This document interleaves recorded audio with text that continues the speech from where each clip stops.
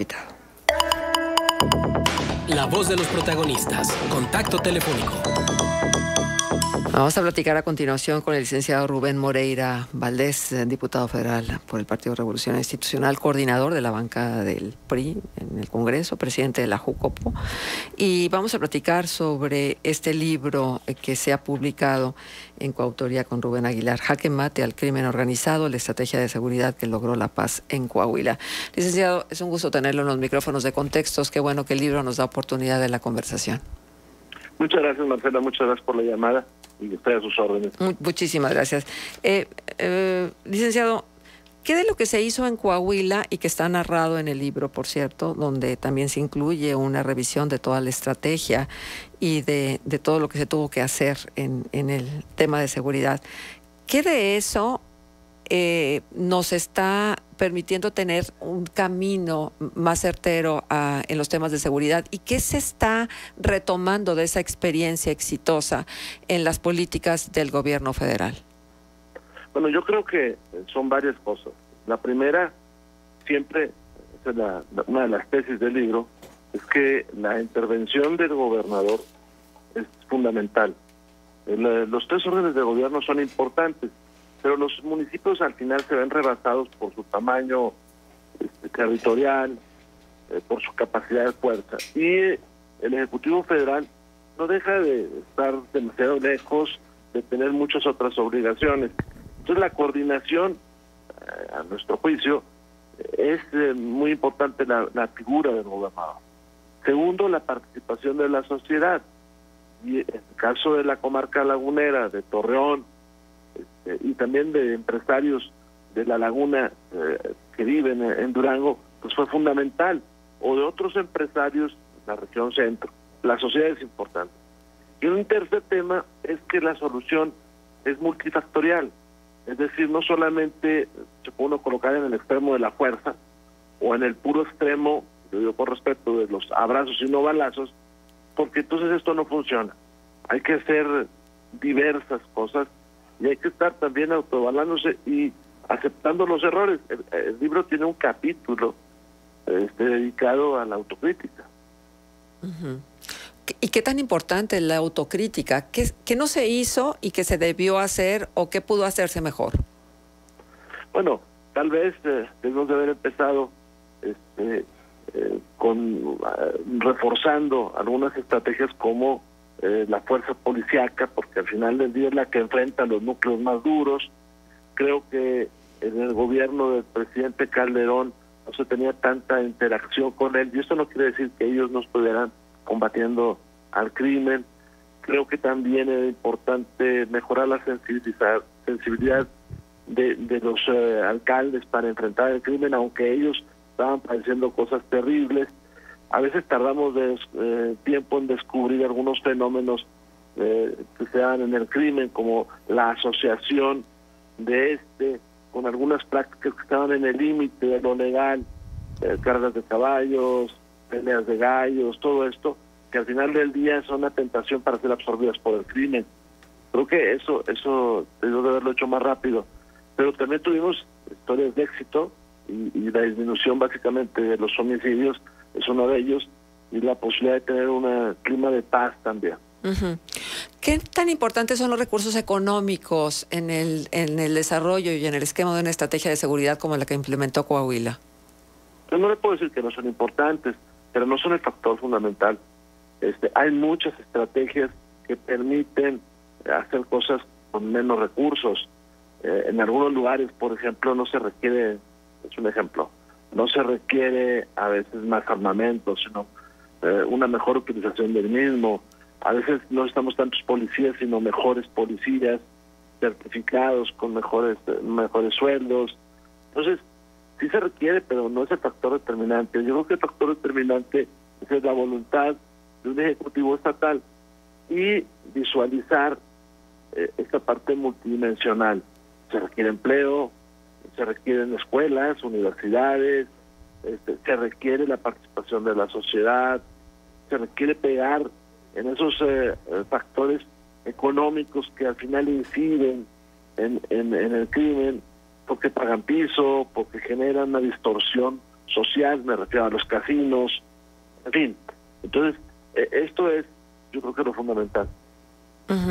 Ahora, se habla mucho de que la situación del crimen organizado y la actuación de estos grupos delincuenciales son materia de responsabilidad del gobierno federal, pero el libro hace énfasis en que, y usted mismo lo ha mencionado ahora, que el gobernador de cada uno de los estados tiene que asumir esta responsabilidad y tratar de hacer lo que se tenga que hacer para mejorar el clima. ¿Cuáles son los riesgos de asumir una posición como esta? Y estoy hablando de riesgos no nada más en materia de la seguridad propia o de los grupos que están en torno a los gobiernos, sino los riesgos que tienen que ver con algo que ustedes nunca pierden de vista, los políticos, que es el tema electoral. Pues déjenme les comento que el libro se hace con Rubén Aguilar y el prólogo es de Jorge Castañeda, porque alguna vez dialogando con ellos, salió el tema de un libro que ellos firmaron, donde la estrategia de seguridad del presidente Calderón es fallida.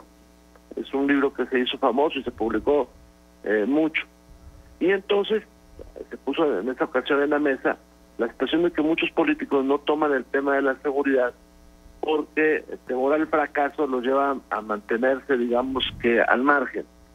Por otro lado, también le comento, los gobiernos que quieren tener éxito tienen que empezar el primer día, porque si no, la lógica electoral que usted dice, o la disposición de recursos, o el no poder ver un resultado al final de su periodo, pues los inhibe a entrar al tema de la seguridad.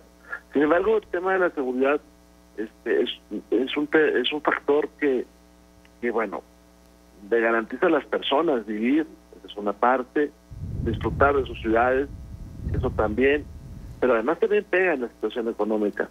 Difícilmente una empresa empieza a ver atractivo un lugar con mucha violencia, y al contrario, cuando usted tiene un estado en paz o una ciudad en paz, pues se convierte en un factor de atracción. Eso es lo que pasa. Ahora, yo terminaría diciendo en esta parte que pretextos siempre hay, ¿no? Es decir, alguien puede decir, no, pues este es un tema federal, porque este crimen está motivado por el narco. Y la federación puede decir, bueno, pues tal vez, pero hay un homicidio y es un tema del orden común. Entonces yo creo que lo más importante es que se asuma la responsabilidad. Al final del día, el ciudadano requiere respuestas y no está pensando en quién tiene la responsabilidad, aunque ahí está esa situación. Diputado, buenos días, saluda a Manuel Cerrato. En el libro Reconquistando la Laguna hemos hablado en reiteradas ocasiones con sus autores, el doctor Sergio Aguayo y el doctor Jacobo Dayan, y hacen referencia que a un cierto punto de su periodo como gobernador de Coahuila el tema de la seguridad se volvió casi que en una obsesión, ¿no? Y pasaban situaciones cruentas como lo de Allende, como lo de Piedras Negras, aquí en la Laguna, bueno, qué decir, se parecía a una situación de violencia encarnizada. Si nos remitimos a la época, ¿qué recuerda usted de ese periodo? Es decir, ¿cómo recibió el Estado de parte de su hermano Humberto en materia de seguridad y cómo se consolidó la estrategia del mando especial concretamente para la Laguna? Un modelo que incluso el propio presidente Andrés Manuel López Obrador ha llegado a encomiar, tan es así que pues no se alteró, y a pesar de que hay rotaciones en los comandantes del mando especial, pues a final de cuentas el modelo sigue con resultados positivos en términos generales. Bueno, déjeme le comento que el país vivía en esos momentos, no solamente Coahuila, una situación muy difícil, la que hoy se reproduce en otros lugares de la República. Ayer hubo 63 personas asesinadas. Esto de que se vuelve una obsesión, fíjese que de alguna manera sí, todos los días checo las cifras de homicidios. Ayer no hubo ninguno en Coahuila. Coahuila se mantiene muy bien. Ahora, el mando especial es un factor determinante. Sin embargo, hay otros. Porque el mando especial, por ejemplo, no da seguimiento a los temas de carácter jurisdiccional, es decir, a los temas en los cuales se hace la consignación de los probables responsables de los crímenes, y tampoco el mando especial toma los temas de generación de empleo o de generación de oportunidades de estudio. Yo tengo mi apreciación personal de por qué llegamos en algunos lugares del Estado a estos límites increíbles de violencia. y están situados, si usted lo ve en el libro, en tiempos muy anteriores a los gobiernos actuales. Le puedo decir que la concentración de la tierra en la comarca lagunera desplaza a una gran cantidad de gente que se queda sin trabajo, claro. O que la llegada de las maquiladoras a la ciudad de Acuña movió mucha población hacia ese lugar, pero población que se quedaba desamparada, sin los padres, sin los abuelos, que cuidan a los nietos, bajos sueldos. Aun cuando le puedo decir que la pobreza no es un condicionante de la violencia, pero sí genera algunas debilidades para lo mismo, como la falta de ocupación o como la pérdida de ciertos valores de las comunidades. Llegar a los casinos, algunos sitios, no estoy refiriendo al mismo sitio en preciso, pues genera condiciones que desestabilizan, porque en lugares industriales los casinos empiezan a jalar gente allá, luego empiezan a pagar piso. Y obviamente la comarca lagunera tiene tuvo una circunstancia muy especial. Ahí se hizo una línea, digamos, de enfrentamiento entre el Pacífico y los Zetas. En otros lugares, como es el caso de Allende, que el homicidio pasa antes de que inicie mi gobierno, los homicidios, ahí más bien era esa famosa paz narca que de repente se convierte en una violencia total. Yo por eso no estoy de acuerdo en esos estados que lo dicen, no, pues aquí no pasa nada, tienen la paz narca, sigan hasta el día que pasa. Eso fue lo que sucedió en Allende, un lugar, por cierto, donde sus índices de desarrollo eran bastante buenos. Por eso digo que la pobreza no es condicionante de la violencia, pero pues obviamente son factores que ahí están. Ahora, el papel del gobierno federal actual en materia de seguridad pública, se ha criticado mucho que no hay estrategia, se ha criticado mucho el tema de los abrazos, no balazos, y sobre todo también, bueno, la eliminación de fondos y fideicomisos como el Fortaseg, que se quejan gobiernos locales de que se les dejó en la desprotección al eliminar estos recursos. ¿Qué evaluación hace, diputado? Mire, yo creo que ahí partimos de un problema. Hay una polarización de la sociedad. Entonces, ¿qué sucede con esto? Pues el presidente critica a los gobernadores no encuentran a veces un espacio de diálogo. Recordemos aquella asociación federalista que se empujó y que nunca lo recibió el presidente de la República, una cosa inusual en una democracia, impensable en gobiernos anteriores, de que el presidente se negara a recibir a ejecutivos locales. Entonces, este tema de esas reuniones de seguridad mezcladas con política, donde incluyen a los superdelegados que no son personal calificado, que se les puede incluir para tareas específicas, pero no para presenciar la estrategia de seguridad. Yo creo que ahí está una parte del problema, en la cual no hay coordinación. Ahora, ¿por qué le va bien a Coahuila en relación con otros lugares? Bueno, pues porque el Ejecutivo del Estado tiene conocimiento del tema, porque el Ejecutivo del Estado sí asume su responsabilidad, porque el Ejecutivo del Estado, me refiero al ingeniero Miguel Ángel Riquelme, cuando ha habido momentos de tensión, pues él mismo atiende el tema, y me refiero a Villoneón, donde estuvimos a punto de que la violencia que está en esa parte oscura de Nuevo León, que está cercana a la frontera, pues nos invadiera, porque hay una realidad. La parte norte de Nuevo León es una zona oscura donde pasan muchísimas cosas, y una zona cómoda para la delincuencia, porque después de todo Tamaulipas sí estuvo haciendo cosas y se movieron ahí. Entonces, si no ha sido por la acción del gobernador Riquelme, bueno, pues quién sabe qué habría pasado en Villoneón, y después de eso en Allende, que está a escasos 20 kilómetros. Licenciado, ¿y qué hay de cierto en estas historias que luego se comparten sin verificarlas y sin saber a ciencia cierta si son o no son verdad?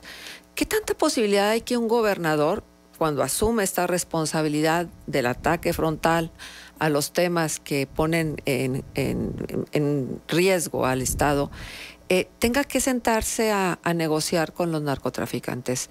¿Esto es verdad o es parte de las leyendas urbanas? Mire, yo creo que eso sería, si alguien le toma esta decisión, es la peor que puede tomar, por varias razones.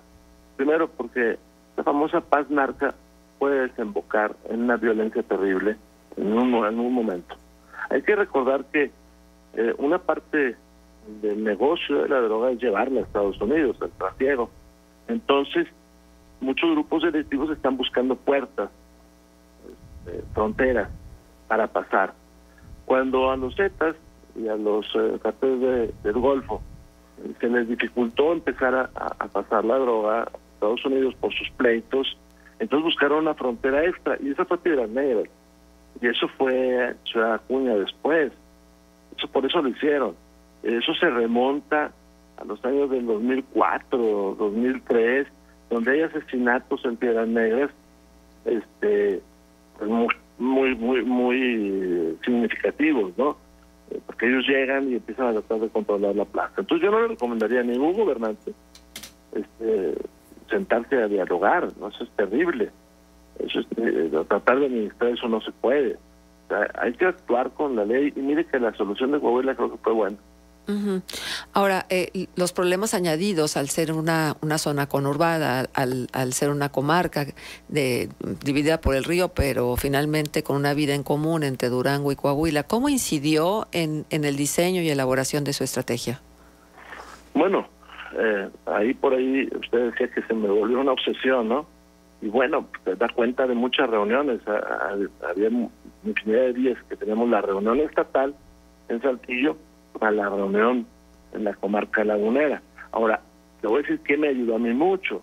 A mí me ayudó mucho la presencia del entonces alcalde, el ingeniero Riquelme, como responsable de Torreón, porque eso me facilitaba a mí muchas cosas.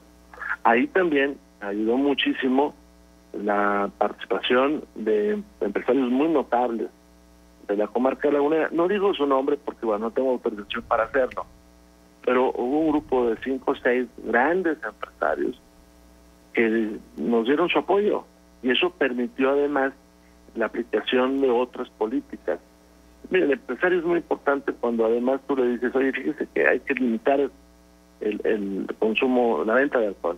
Y ellos te dicen, órale. Y pues cuando hay cierta presión, a veces hay cosas impopulares, pues ellos, de alguna manera, con su peso, les ayudan a instrumentar esas medidas. Entonces, en la comarca lagunera, en todo Coahuila, pero en la comarca lagunera, que estamos hablando, tenemos un grupo de muy buenos empresarios, nacionalistas, gente muy echada para adelante, que a los cuales hay que escuchar, pero además que pusieron capital, y eso es importante, y que pusieron su tiempo, y que de alguna manera si trascendía, estaban arriesgando su vida, ¿no? Uh-huh. Con la experiencia, licenciado, ¿qué factor va a jugar el tema de la inseguridad en el proceso electoral del 2023? Estamos de cara a la renovación de las gubernaturas en el Estado de México y Coahuila, y luego en el 2024, cuando se elija presidente de la República. Pero yo creo que Coahuila vamos a estar tranquilos, porque le digo, es una isla de paz. Obviamente suceden cosas, pero si usted ve, por ejemplo, los homicidios de ayer, pues básicamente usted se da cuenta por esos homicidios dónde está actuando el crimen. Lo estoy diciendo un poquito de memoria, pero 7 u 8 de esos homicidios fueron en Edomex, 7 u 8 de esos fueron en Guanajuato, 7 u 8 de esos fueron en Michoacán. Y si usted junta Edomex y Michoacán, pues ve uno qué zona es donde hay una influencia del crimen. Ahora, en los pasados comicios, sobre todo en el 21, pues es evidente que el crimen empujó violencia. Yo he estado insistiendo en el INE en varias ocasiones de que pues siempre es muy bueno todo tipo de seminarios, de que si la doble vuelta, de que si el voto electrónico, pero yo veo pocos seminarios para hablar sobre la violencia en las elecciones. Y hoy tenemos, Marcela, municipios en el país sin autoridades, o tenemos municipios en el país donde siempre que se postula una mujer, esta mujer se retira de la contienda o no la dejan llegar, o tenemos municipios donde el puntero es asesinado y no se suspende la elección, sigue el proceso y gana otro. Estas cosas son terribles. Déjeme apartarme un poco del guión de la conversación para preguntarle su opinión sobre el proceso electoral del 2023, tanto para el Estado de México y para Coahuila, y dadas las circunstancias que vive el Partido Revolucionario Institucional, ¿cómo se van a parar y cómo lo van a encarar? Mire, déjeme hablo primero de los dos estados. Edomex tiene una gran fortaleza. Y yo he visto encuestas. Hace unos meses, unos años, decía uno, bueno, pues Edomex parece que va a ser una ruta distinta a la del PRI. Pero yo vivo en la Ciudad de México, y la Ciudad de México ya no es de Morena. La Ciudad de México está muy molesta con Morena. La línea 12, que es era una línea muy importante de la ciudad, donde viajaba mucha gente de poca capacidad económica, pues no existe en este momento. La línea 1, que es la línea histórica, la que inauguró allá por el 60 y tantos, Díaz Ordaz, está prácticamente paralizada. Otras líneas del metro es terrible. Los temas aquí en la ciudad de servicios públicos, pues mire, el pavimento está destrozado en toda la ciudad. La inseguridad sigue y está presente. El aeropuerto, ya he estado escuchando todo lo que sucede.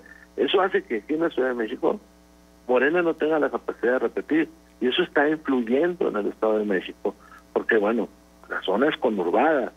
El Conscripto, es una avenida de acá, pues de un lado es la Ciudad de México y del otro es Edomex. Entonces, por lo mismo puedo decir acá la salida a Pachuca, con Ecatepec. Entonces, aquí, ahí en Edomex, las cosas no las tiene fácil Morena, y tenemos, yo creo que muchas personas, mujeres y hombres, que pueden competir. Ahora, en el caso de Coahuila, usted ha visto las encuestas, y yo he visto muchos sondeos. Yo tengo la fortaleza del PRI para ganar, y sobre todo porque el coahuilense creo que ve tres cosas. Primero, la paz. Los estados que han virado hacia Morena, y le puedo decir Veracruz, por ejemplo, o el mismo Campeche, son estados donde la violencia está creciendo de forma increíble. Le puedo decir Michoacán. Yo recientemente estaba viajando a Guadalajara o a Morelia, y ahorita es imposible ir a Morelia porque miren lo que sucede. Y quienes van hacia Zacatecas, pues saben lo que sucede tanto desde Torreón como desde Saltillo. En el caso de Saltillo, donde sale usted del estado y entra a Zacatecas, hay una zona oscura, desde ahí hasta el toque con Villa de Cos, donde cualquier cosa puede pasar. Entonces, ese es un tema. Un segundo tema es el crecimiento económico. Coahuila tiene una vocación de crecimiento, entonces aceptar un gobierno de Morena pues es cancelar esa vocación de crecimiento. ¿Por qué? Pues porque entra en la lógica esa de enfrentar a la sociedad, esa donde obligan a los empresarios a sujetarlos ahí a políticas un poco populistas, o que empiezan a cancelar proyectos económicos. Esa es la segunda. Y la tercera, creo que el gobierno de Miguel Ángel Riquelme ha mostrado mucha seriedad, mucho trabajo y mucha cercanía. Y entonces yo creo que es un muy buen activo para conservar la entidad en paz y con un gobierno priista. Bien. Licenciado, le agradecemos la conversación, y bueno, el libro está ahí y estaremos en contacto. Yo le agradezco mucho, además me dio mucho gusto escucharlos y hablar de la comarca lagunera, que hoy es un ejemplo de trabajo y de tranquilidad como lo fue en antaño, y hoy está muy bien posicionada. Muy bien, pues muchísimas gracias otra diputado. vez. Gracias. Hasta luego. Son las 8 de la mañana con 28 minutos. Tiempo de pausa. Contextos. El programa